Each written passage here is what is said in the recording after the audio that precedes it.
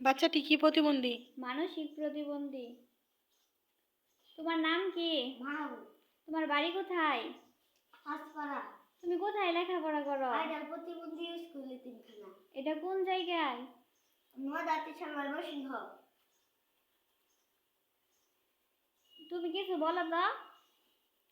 আমাদের দেশের নাম কি? গণপ্রজাতন্ত্রী বাংলাদেশ। আমাদের নাগরিক পরিচয় কি? বাংলাদেশী।